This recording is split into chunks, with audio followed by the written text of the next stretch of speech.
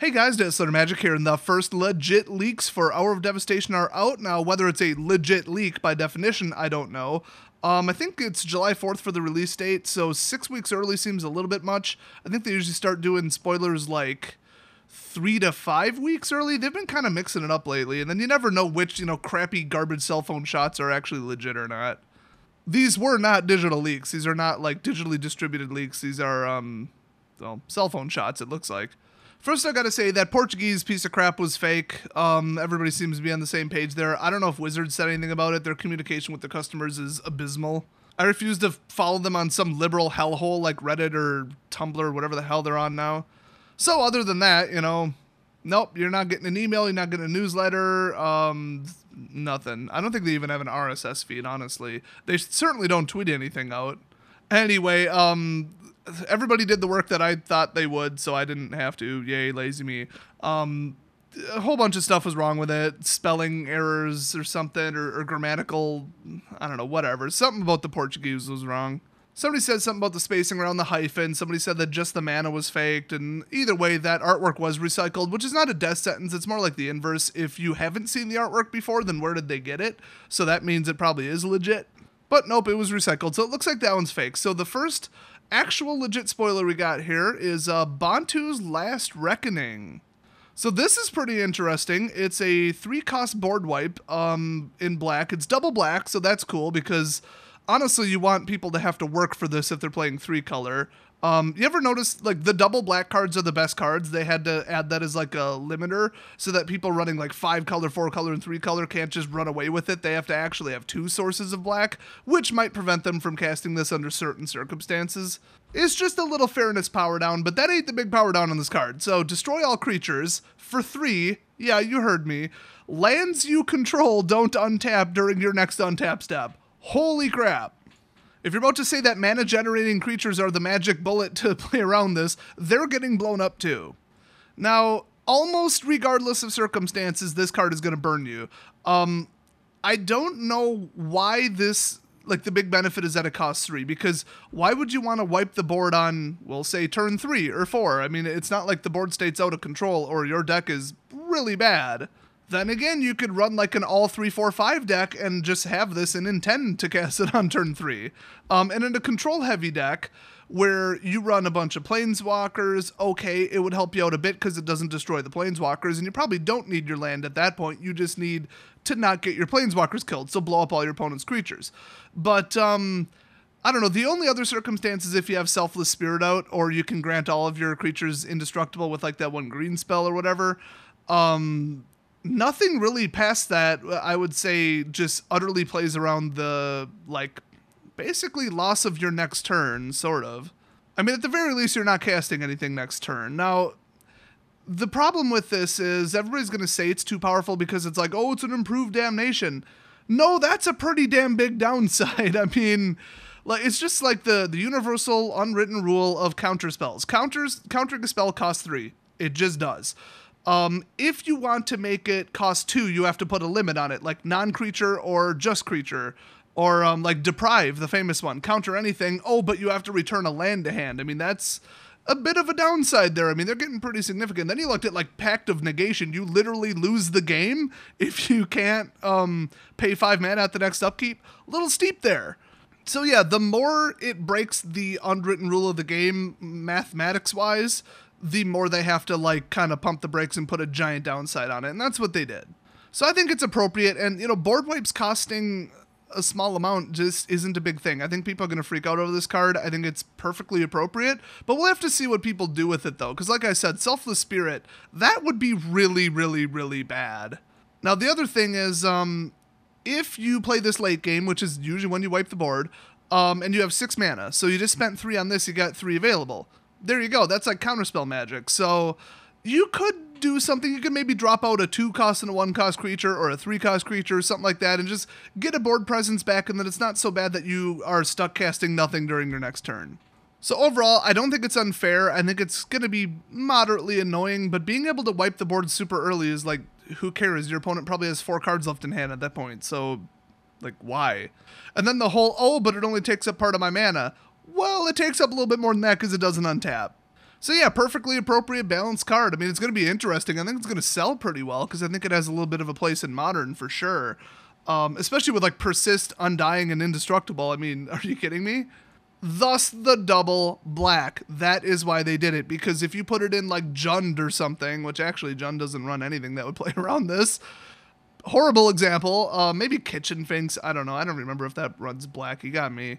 I honestly haven't given a crap about Modern in quite a few months. So, yeah, I could see this becoming popular in a whole bunch of different formats. So next up, we've got Samut the Tested. Yeah, Samut's a Planeswalker, apparently. So, spoiler alert. I mean, with all the training and all the... Well, I guess... No, she didn't really participate in any of the trials. But still, with all the crap that she's been through, you'd think her Planeswalker spark would have awoken. But then again, I believe it has to happen when you're either an adult or close to it. So, that kind of makes sense. I mean, Samut's not really that old. But yeah, I think that's really cool that they made her a Planeswalker, because she's been pretty awesome in the story. If you haven't seen the story, don't watch my version of it. You might want to actually read it if you want any semblance of accuracy. I might have, messed with the story a little bit. So, 4 loyalty for 4, red, green, of course. +1, up to 1 target creature gains double strike until end of turn. That alone is going to be a problem, because I was looking for another card redundant with Blood Mist, and this is, and it's on color, and its second color is something people play. So, that is going to be insane. I think Blood Mist and Haste is going to turn into a deck, because red and green have enough cards to fend off the attackers until they get to 4 mana. You could drop in Blood Mist, swing, and win the game. I mean, my Relentless Red deck does that. That's how it's designed. Look it up. It's actually quite good. I don't think I've updated it lately, though. So, +1, amazing. And her ultimate is -7, so you'd have to do it once when she comes out, then you got 2 more turns after that. So, very reasonable. I have a feeling it's going to be powerful. I haven't even read it yet. -2, which she can technically do twice, but she'll self-destruct, so usually pretty appropriate. Samut the Tested deals 2 damage divided as you choose among 1 or 2 target creatures and or players. I mean, that's kind of crap. I mean, there's a spell that does that, like Twin Bolt or whatever, and nobody plays it. I mean, it's kind of cool that it's there, and you can do it if you want, and if there's like a 3/2 that just keeps bothering you, you can take care of it. But it would have been so much better if they said if that creature would die as a result, exile it instead, because, bye-bye, Scrap Heap Scrounger. Now, the reason that that's way better than it looks is because this would be in a mid-speed kind of rush, kind of mid-cost deck, I would think. So, the fact that you now only have to get them to 18, and then you can -2 them, okay, the only problem is you could probably do more damage by just giving one of your creatures double strike until end of turn.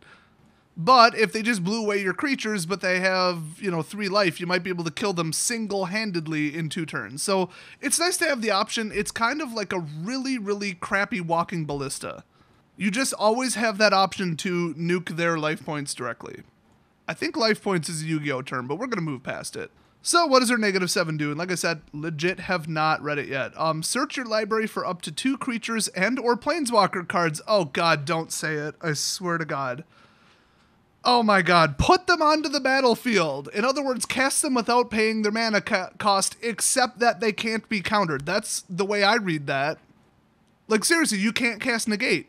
You can't do it. You can't cast anything. I guess you can cast Disallow. That's about it. Maybe Summary Dismissal. Oh my God, more free casting garbage. This is unbelievable. I am getting so sick of this free casting crap. And here's the real problem. Okay, spoiler alert, Nicol Bolas is a planeswalker in the next set. Not really a spoiler. Samut is going to summon Nicol Bolas? Did they even read the storyline? I feel like maybe Samut would not bring out Nicol Bolas to help her battle alongside him. I don't think that would happen. What the hell, Wizards? What is your unhealthy obsession with casting crap for free? Now, that rant said, it's a -7 3-turn alt. I mean, okay, -7 3-turn alts should win the game, and this wouldn't necessarily win the game, but I would go get 1 Ugin, or not Ugin, Ulamog.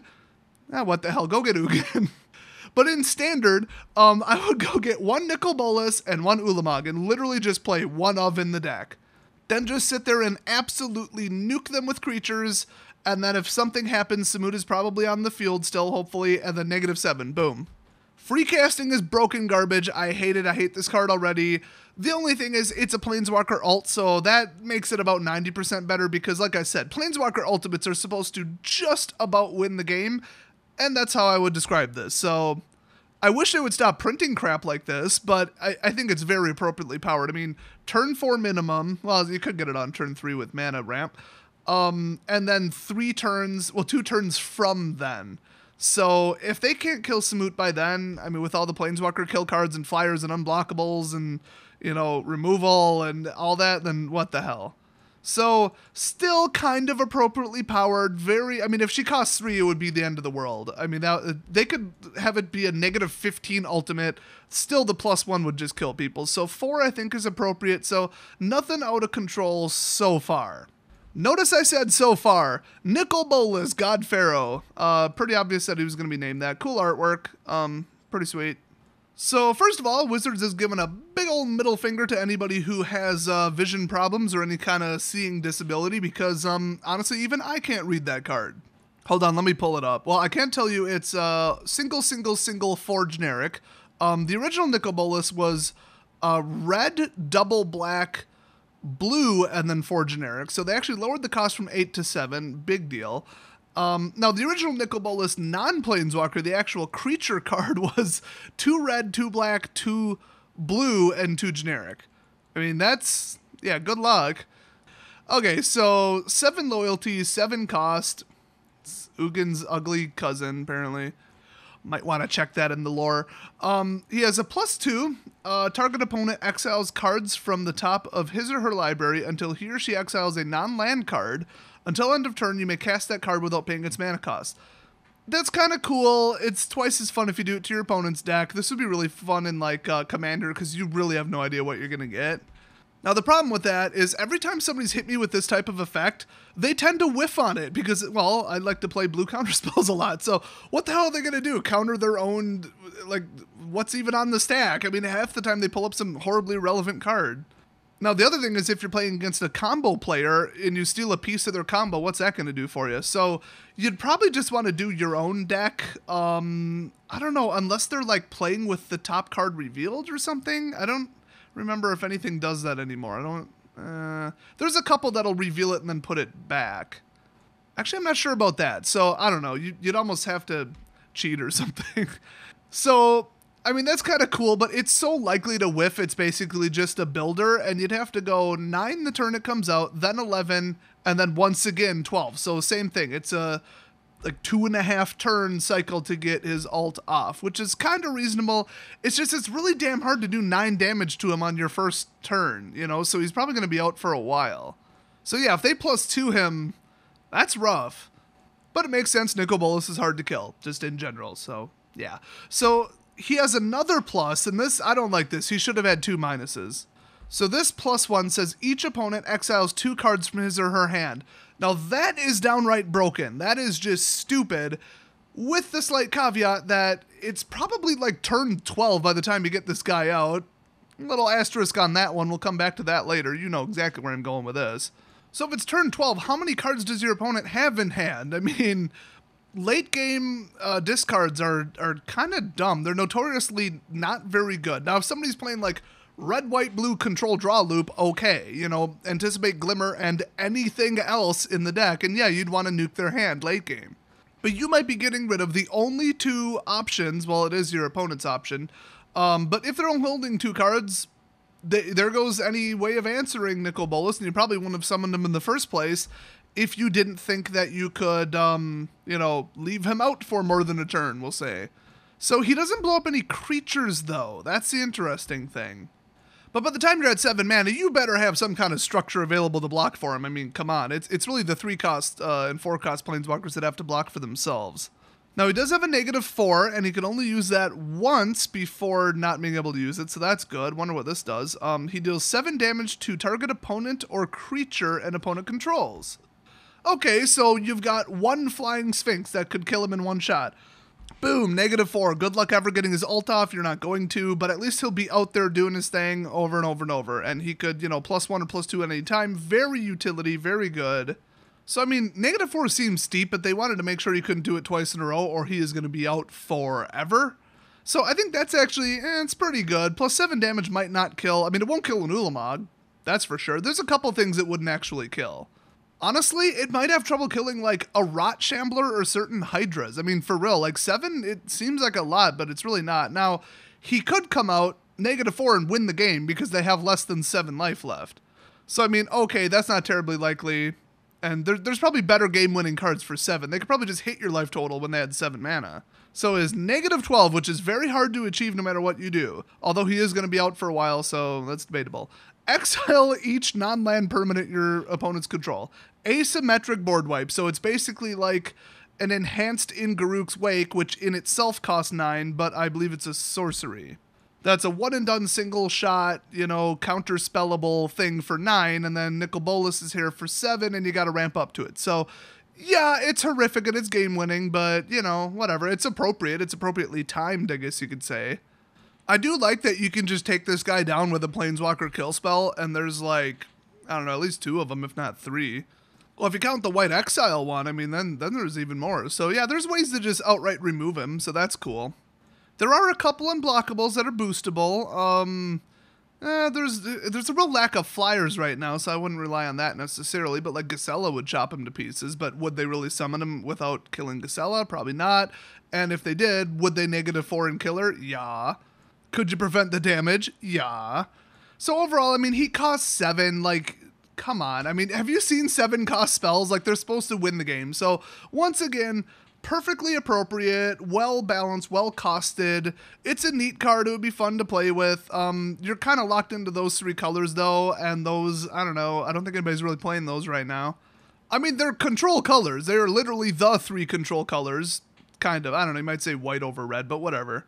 Red has really good removal right now, and Artifact Blowy Uppitude. So yes, Artifact Blower Uppitude is definitely control. So I think, yeah, I mean, if you manage to get him out, and then you might not be able to keep him out, but if you do, you win the game. I mean, welcome to high-cost Planeswalkers. That's just how they work. So thank God this isn't overpowered. Now, there's one little catch, one little caveat here, because I said, yeah, it's a 7 for 7. It costs 7. Okay, what's the little thing that might interfere with this? If you had to guess, I'll give you a hint. You might not always have to pay that 7. Don't tell anyone, though. It's a secret. RIP headphone users in 3, 2, 1. Nobody who puts this card in their standard deck is ever going to pay 7 for it, ever. That is never going to happen. Ever. Let's count the ways you can cheat this into play, not even counting Modern, because honestly, you don't even have to leave Standard. Plus, I don't give 2 craps about Modern, and I don't think a 7 cost is playable in Modern regardless, even in Tron. Plus, how the hell would Tron generate 3 colors? Anyway, let's see, there's that Call the Gatewatch or whatever, which is basically collected company for Planeswalkers, drop them out for free. You got literally the last card I just frickin' said, Samut, who can go get, technically, 2 Planeswalkers and put them onto the battlefield. That's always fun. Now, keep in mind, there are the Oaths as well. I wouldn't really call that free casting, but you could artificially fix it, just ramp green and then spend any color as if it was any color or whatever. So you could kind of cheat them out a little early, discount them a little bit with some Oath cards, but I don't think that would be a good deck, so I'm not even going to really enter that as an option. Okay, let's see. Planar Bridge can go get him straight out of your library and place him directly onto the battlefield. That's fun. Not even casting him, placing him on the battlefield. Well, then you got your Aetherworks Marvel. Can't forget that one. I feel like I'm forgetting something. I just realized it's actually not called Call the Gatewatch. It's something else. I honestly don't care. It's a 7 cost that just goes and gets Planeswalkers. So you got that one. Then you got Planar Bridge. You got Aetherworks Marvel and Samut. I swear there's got to be like a 5th one. I just remember some other... Oh, yeah. Oracle's Vault. That one's a little tighter. You would need contingency plan to make that work. But other than that, yeah, if you could arrange him onto the top of your deck, no problem. So 5 ways to cheat him into play. Now, one of them, I believe, costs a little much.